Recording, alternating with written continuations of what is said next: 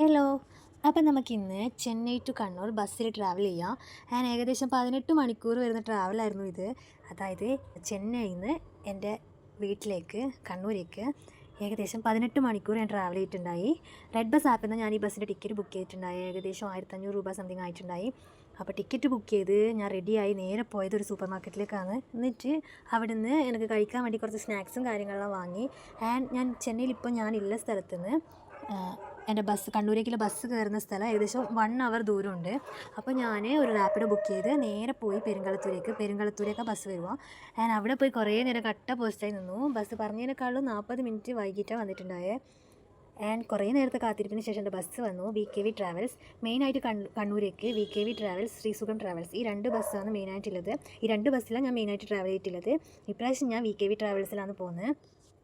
ഞാൻ 4-5 പ്രാവശ്യം നാട്ടിലേക്ക് ബസ്സിൽ പോയിട്ടുണ്ടെങ്കിലും ഞാൻ ഇതുവരേക്കും സ്ലീപ്പർ കിടന്നു പോകാൻ പറ്റുന്ന ടിക്കറ്റ്, ബസ്സിൽ കിടന്നു പോകാൻ പറ്റുന്ന സീറ്റ് ഞാൻ ബുക്ക് ചെയ്തിട്ടുണ്ടായിട്ടാണ്.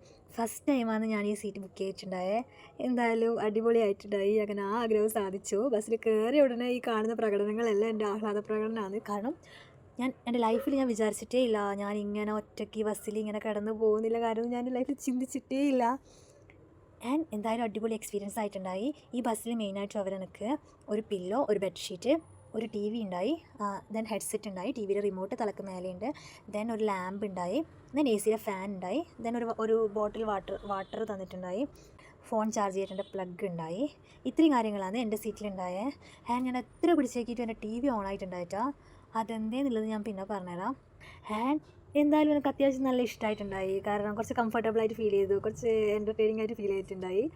ഞാൻ ഹെഡ്സെറ്റ് ഉണ്ടാവുമെന്ന് ഞാൻ വിചാരിച്ചിട്ടേ ഉണ്ടായിട്ടാ. മുന്നേ ഞാൻ ബസ്സിൽ പോകുമ്പോൾ ഇങ്ങനത്തെ ഒരു സാധനം ഞാൻ കണ്ടിട്ടാ. ജസ്റ്റ് ഒരു ബസ് വാട്ടർ ബോട്ടിൽ ഉണ്ടാവും, ബെഡ്ഷീറ്റ് ഉണ്ടാവും, പില്ലോ ഉണ്ടാവും, ചാർജിങ് പ്ലഗ് ഉണ്ടാവും. അത്രയും സാധനങ്ങളെ കണ്ടിട്ടില്ല. പക്ഷേ ഫസ്റ്റ് ടൈമാണ് TV ഹെഡ്സെറ്റും കണ്ടത്. ഈ VKV ട്രാവൽസിലാണ് ഞാനത് കണ്ടിട്ടുണ്ടായത്.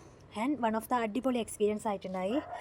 നമ്മൾ ഞാൻ പൊതുവെ ഛർദ്ദിക്കുന്ന ഒരു ടൈപ്പാണ്. അപ്പോൾ ഞാൻ എന്താ ചെയ്യുക വെച്ചാൽ എൻ്റെ തലക്ക് മേലെ AC ഫാൻ എൻ്റെ മുഖത്ത് വരുന്ന വിധത്തിലാക്കി വെക്കും. അപ്പോൾ എനിക്ക് ആ ഒരു വോമിറ്റിംഗ് ടെൻഡൻസി അത്രയ്ക്ക് വരില്ല. കുറച്ച് കുറവില്ല പോലെ, ആ വോമിറ്റിംഗ് ടെൻഡൻസി കുറയുന്ന പോലെ എനിക്ക് തോന്നിയിട്ടുണ്ട്. അപ്പം ഞാൻ എല്ലാ ട്രാവലിനും അങ്ങനെ ചെയ്തു വെക്കുക. ഈ ഒരു ട്രാവല് ശരിക്കും പറഞ്ഞാൽ എനിക്ക് വലിയൊരു തിരിച്ചറിവാണ് തന്നിട്ടുണ്ടായത്. കാരണം ഫസ്റ്റ് കയറുമ്പോൾ ഭയങ്കര ത്രില്ലായിട്ട് ഞാൻ കയറിയിട്ടുണ്ടെങ്കിലും കുറേ നേരം കഴിയുമ്പോഴത്തേക്കും ബോറിങ്ങാണ് ഉണ്ടായത്. എൻ്റെ ലൈഫിൽ ഞാൻ എത്രമാത്രം ഒറ്റപ്പെട്ടിട്ടാണ് ജീവിക്കുന്നതെന്ന് ഈ ഒരു ട്രാവലാണ് എനിക്ക് മനസ്സിലാക്കി തന്നിട്ടുണ്ടായത്. ചെന്നൈയിൽ വന്നിട്ട് ഇപ്പോൾ ഇത്രയും കാലമായിട്ടും ഒരു ദിവസം പോലും ഞാൻ ഒറ്റക്കാന്നുള്ള ഫീലൊക്കെ വന്നിട്ടുണ്ടായിട്ടാണ്. പക്ഷേ ഈ ഒരു ട്രാവലോട് കൂടി ഞാൻ ആ സത്യം ഞാനങ്ങ് അക്സെപ്റ്റ് ചെയ്തു, അങ്ങ് തിരിച്ചറിഞ്ഞു എത്രമാത്രം ഞാൻ ഒറ്റക്കാണെന്നുള്ളത്. എന്താണെന്ന് വെച്ച് കഴിഞ്ഞാൽ ഞാൻ ഈ സിംഗിൾ സീറ്റാണ് ബുക്ക് ചെയ്തിട്ടുണ്ടായത്. ഈ സിംഗിൾ സീറ്റിൽ എനിക്ക് ആരെയും കാണാനോ മിണ്ടാനോ പറയാനോ ഒന്നും കഴിയില്ല. ഞാൻ പൊതുവേ ബസ്സിൽ ട്രാവൽ ചെയ്യുമ്പോൾ ഞാൻ ഫോൺ നോക്കില്ല. കാരണം അതെനിക്ക് വോമിറ്റിംഗ് ടെൻഡൻസി കൂട്ടുന്ന പോലെ എനിക്ക് ഫീൽ ആയിട്ടുണ്ട്. അതുകൊണ്ട് ഞാൻ ഫോൺ നോക്കില്ല. സോ കുറേ നേരം പുറത്തേക്ക് നോക്കിയിരുന്നു, കുറേ നേരം കിടന്നു, കുറേ നേരം ഉറങ്ങി. എന്നിട്ടും എൻ്റെ ട്രാവൽ കഴിഞ്ഞിട്ടല്ലോ. കുറച്ച് നേരം ഇരുന്ന് ഉറങ്ങി എണീച്ചപ്പോൾ ബസ്സിൽ നല്ല തണുപ്പായിട്ടുണ്ടായി. എന്നെക്കൊണ്ട് കൺട്രോൾ ചെയ്യാനേ പറ്റുന്നുണ്ടായിട്ടാണ്. പലർക്കും ഒരു സംശയമാണ് ബസ്സിൽ നമുക്ക് ടോയ്ലറ്റ് പോകണമെങ്കിൽ ബസ് നിർത്തി തരുമോ എന്നുള്ളത്. അങ്ങനെയൊന്നുമില്ല, അവർ നിർത്തി തരും. ഒരു ടൈമുണ്ട്, ആ ടൈമിൽ അവർ നിർത്തി തരും. ചില ബസ്സിൽ അവർ നമ്മൾ പോയി ചോദിച്ചു കഴിഞ്ഞാൽ നിർത്തി തരും എന്നൊക്കെ തോന്നുന്നു. ഞാൻ 2-3 പ്രാവശ്യം കണ്ടിട്ടുണ്ടായി. അതിനെപ്പറ്റി കറക്റ്റ് എനിക്കറിയില്ല. മേ ബി നിർത്തി തരാം.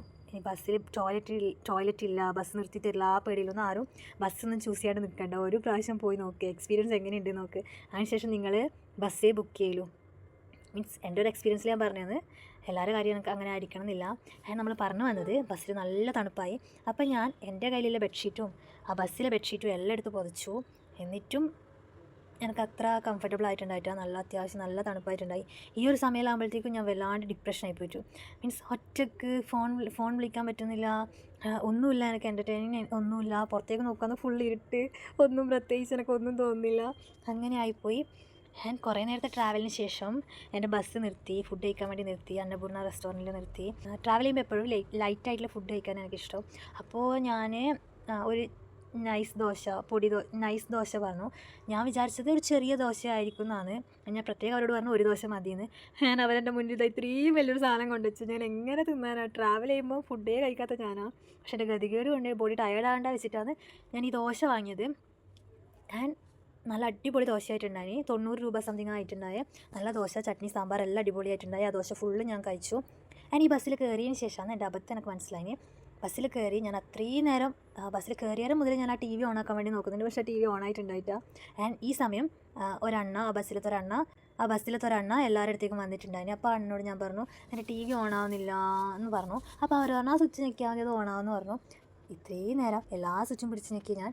ആ അണ്ണ പറഞ്ഞതിന് ശേഷം ഒരു സ്വിച്ച് ഞെക്കുമ്പോഴത്തേക്കും എൻ്റെ ടി വി ഓണായി. എന്തായാലേ അപ്പം എനിക്ക് മനസ്സിലായി എൻ്റെ ടി വിയുടെ സ്വിച്ച് എൻ്റെ കയ്യിലല്ല മുന്നിലിരിക്കുന്നവരുടെ കയ്യിലാണെന്ന്.